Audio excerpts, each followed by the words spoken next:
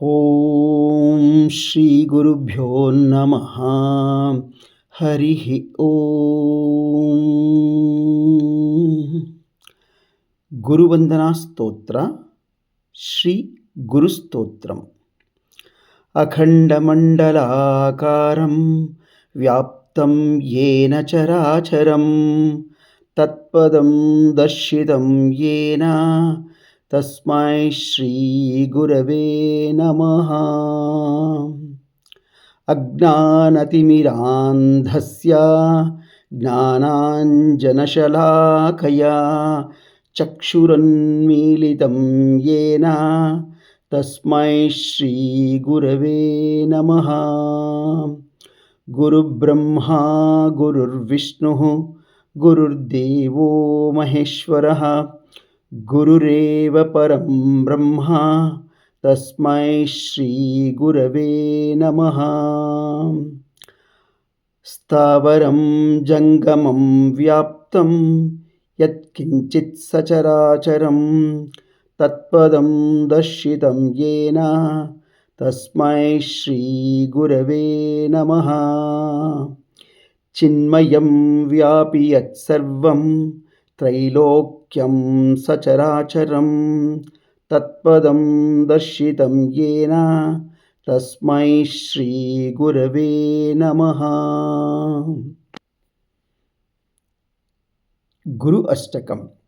శరీరం సురూపం తథా వా కలత్రం యశశ్చారుచిత్రం ధనం మేరుతుల్యం మనశ్చేన్న లగ్నం గురోరంఘ్రిపద్మే తతః కిం తతః కిం తతః కిం తతః కిం. కలత్రం ధనం పుత్రపౌత్రాది సర్వం గృహం బాంధవాత్ సర్వమేతద్ధి జాతం మనశ్చేన్న లగ్నం గురోరంఘ్రిపద్మే తతః కిం తతః కిం తతః కిం తతః కిం.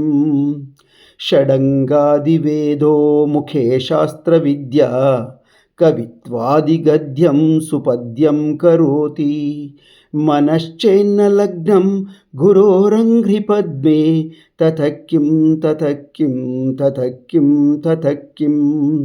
విదేశేషు మాన్యః స్వదేశేషు ధన్యః సదాచారవృత్తేషు మత్తో న చాన్యః మనశ్చేన్న లగ్నం గురోరంఘ్రిపద్మే తతః కిం తతః కిం తతః కిం తతః కిం.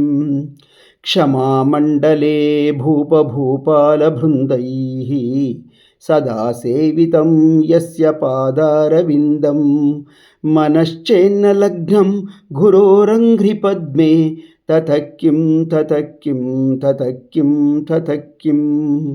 యశో మే గతం దిక్షు దానప్రతాపాత్ జగద్వస్తు సర్వం కరే యత్ప్రసాదాత్ మనశ్చేన్న లగ్నం గురోరంఘ్రిపద్మే తతః కిం తతః కిం తతః కిం తతః కిం. న భోగేన యోగేన వా వాజిరాజౌ న కాంతాముఖేనైవ విత్తేషు చిత్తం మనశ్చేన్న లగ్నం గురోరంఘ్రిపద్మే తతః కిం తతః కిం తతః కిం తతః కిం. అరణ్యేన వా స్వస్య గేహేన కార్యే న దేహే మనో వర్తతే మే త్వనర్ఘ్యే మనశ్చేన్న లగ్నం గురోరంఘ్రిపద్మే తతః కిం తతః కిం తతః కిం తతః కిం. గురోరష్టకం యః పఠేత్ పుణ్యదేహీ యతిర్భూపతిర్బ్రహ్మచారీ చ గేహీ లభేద్వాంఛితార్థం పదం బ్రహ్మ సంజ్ఞం గురోరోక్తువాక్యే మనో యస్య లగ్నం గురోరుక్తవాక్యే మనో యస్య లగ్నం గురోరుక్తవాక్యే మనో యస్య ಲಗ್ನಂ. ಸರ್ವರಿಗೂ ಗುರುಪೂರ್ಣಿಮಾ ಹಬ್ಬದ ಶುಭಾಶಯಗಳು. ಗುರುಗಳ ಆಶೀರ್ವಾದ ಎಲ್ಲರಿಗೂ ಇರಲಿ. ಓಂ ಶ್ರೀ ಗುರುಭ್ಯೋ ನಮಃ.